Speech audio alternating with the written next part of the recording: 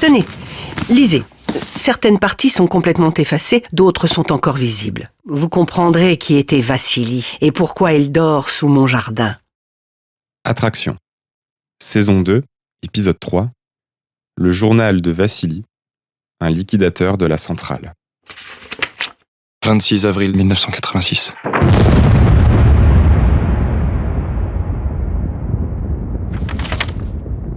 Masque, gants et charge de béton. Monter, descendre, se bousculer, jeter du sable, toujours plus de sable. Un hélicoptère s'avance au-dessus du ventre ouvert du réacteur. Sa trajectoire s'affole au contact de câbles tendus qu'il ne voit pas. Le sable tournoie comme si le vent soulevait un désert. L'hélicoptère dévie, titube dans l'air et atterrit avec maladresse.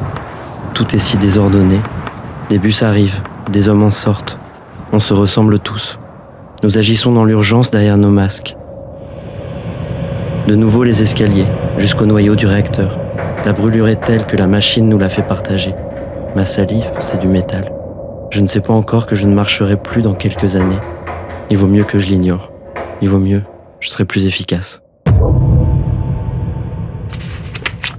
La plaine est calme. Le poison s'installe. Il transpire de la terre, s'accorde avec l'air, prend la couleur de nos vêtements. Les nuages gonflent. La bataille n'a pas de limite. On ne peut pas arrêter le ciel. Notre habitation condamnée, nous aménageons à Kiev. Nina, notre bébé Victor et moi. Nous disons au revoir aux arbres, au calme, aux animaux. Nous nous mélangeons au bruit et aux autres réfugiés de la catastrophe. La capitale, suffisamment éloignée des mamans, mais là-bas. Quelque temps après les félicitations, poignées de main émouvantes et diplôme à l'appui, je n'existe plus. Je reçois par mois un peu d'argent. Mon bras gauche devient de plus en plus difficile à manœuvrer. Victor, notre fils, grandit. Il tient parfaitement l'équilibre. Le mien s'appauvrit.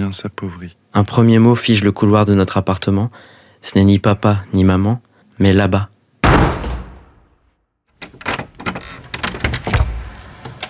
Mes habits ne me vont plus, comme des costumes de carnaval qui font 2 tailles de plus que moi. Je ne mangerai pas ce qu'il y a dans mon assiette. Je défendrai Nina et Victor de manger. Les tomates sont bouffies, les radis ressemblent aux mains de Mickey Mouse, les oranges ont une teinte verte et jaune, et les pêches sont devenues comme siamoises. Les baies ont des crevasses, les pommes de terre ont été lavées 5 fois dans la journée. Eau salée contre particules.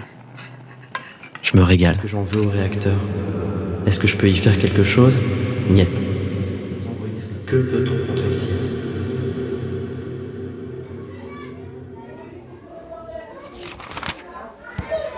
Victor grandit encore. Il a perdu ses dents de lait. Les nouvelles ont presque toutes repoussé. Un hâle léger sur son teint. Ses cheveux dessinent des boucles qui blondissent au soleil, comme les boutons d'or lorsqu'on les approche du menton.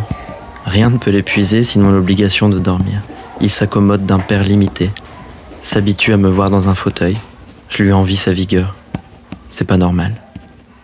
Le poison a dû frapper chez lui aussi. Mon Dieu, à quoi est-ce que je pense ? Ma tête est devenue aussi pourrie que ma peau.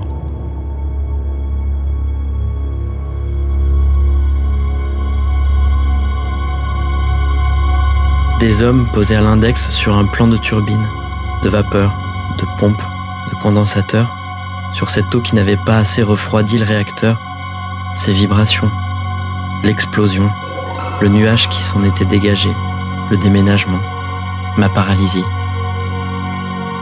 Assez. Si je devais remonter encore plus loin que la catastrophe, je tomberais sur cette histoire. Marie est une jeune femme qui ne vit que pour les rayonnements de l'air. Elle veut en pénétrer la composition, savoir quelle force terrible et lumineuse jaillit de la non-apparence. Elle passe des journées, des nuits entières à expérimenter, mesurer, noter, et elle finit par pénétrer les secrets des rayons. Elle arrive à s'emparer de leur flamme. Du Collège américain de radiologie et de la Société américaine de radiologie pour le témoignage d'estime qu'elle m'a apporté ici et auquel je suis extrêmement sensible. Le soir, non contente d'achever son travail sur les découvertes du jour, Marie traverse le couloir qui mène à son laboratoire. Ses pas ne font qu'un bruit de puce. Sa robe frôle pudiquement le sol. Rien n'est éclairé. La jeune femme, dont le noir absorbe les vêtements sombres, tient une lampe à pétrole. La flamme s'arrête sur le bois d'une porte close. Prudemment, elle pose ses doigts sur la poignée, la tourne, manipule avec délicatesse. Rien ne fait de bruit à l'ouverture. Lévitant dans la vaste nuit d'un hangar, des flacons scintillent comme des lucioles dans un bosquet. Éblouie par les spectres chaleureux de ses expériences, Marie éteint sa propre lampe pour admirer. Puis elle observe sa main gauche, celle que moi je n'arrive plus du tout à bouger, et croit faire de la magie. Sa paume vibre de lumière. Elle ne sait pas que bientôt sa chair sera du vieux papier, que des lambeaux de peau s'en détacheront, que ses mains ne seront que cendres de cheminée, fantômes de lumière. Mais elle cultive sans relâche ses rayons. Au moment où la maison s'endort, je me prends à imiter Marie. Un siècle nous sépare. Je n'ai ni la robe d'usage, ni le frôlement sur le sol d'un couloir, ni la lampe à pétrole, et mon fauteuil roulant couine de plus en plus à mesure que mon bras valide le pousse vers l'avant. Il y a quelques points jaunes que j'aperçois dans la baie vitrée, pleine de nuit. Il y a la veilleuse de Victor, que je me représente en fermant les yeux. Dans quelques jours, il aura 5 ans.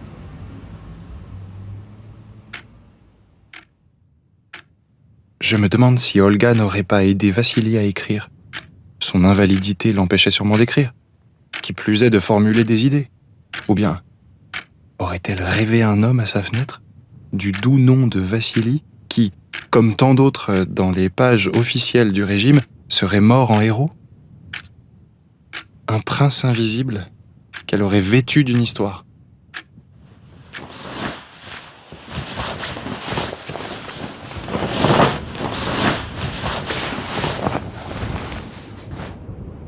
C'est parfait, Michael. C'est trop petit. Vous exagérez. Je vois bien que ça coince. Aux épaules, aux jambes. Je suis à l'étroit dans ces vêtements. Je vais passer pour un guignol. C'est comme ça que vous me remerciez? Pardon. Ce Vassili devait être effroyablement maigre quand vous l'avez recueilli. Vous avez gardé son fauteuil? Ou lui aussi est sous le bleu de Prusse. Le fauteuil? Qui vous a parlé de fauteuil? C'est écrit dans son journal. Ah oui. Eh bien, je ne sais pas. Il a frappé à ma porte, il n'avait pas de fauteuil. Olga, toute cette histoire, ce n'est qu'une histoire. C'est ce que je me répète depuis le début. Ce que j'ai dit aux soldats. Qu'est-ce que cette centrale a à voir avec vos intentions? Pourquoi vous nous volez nos maisons? Au bout d'un moment, on doute. On arrête de poser des questions. Olga, je sais pas quoi faire. Je n'ai pas de réponse, mon garçon. Si je retourne au chantier, je ne sais pas comment je serai accueilli. Soit ils comprendront, soit je serai sanctionné. Vous avez envie d'y retourner? Non, Qu'est-ce que vous voulez vraiment, Michael? je veux seulement retrouver ce que j'ai perdu. Ce n'est pas possible. C'est bien ce que vous avez fait. Je n'ai rien perdu. Cette maison, je m'y suis accrochée. D'accord, si vous voulez. Michael, ces choses que vous avez perdues, ce ne sont pas des objets. Les objets, on peut espérer les retrouver, mais pas les êtres humains. Et si je vous dis qu'un jour, j'ai tenu une poupée dans mes bras et que je l'ai aimée comme ma sœur? Vous savez, Michael, que le bus touristique termine sa visite. Par Pripyat, je sais.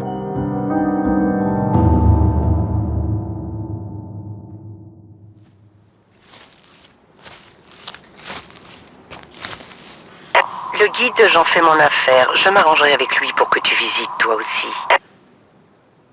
Avec les voix de Michael Pélissier dans le rôle de Michael, Guillaume Lepape pour le journal de Vassili et Isabelle Ferron dans le rôle d'Olga.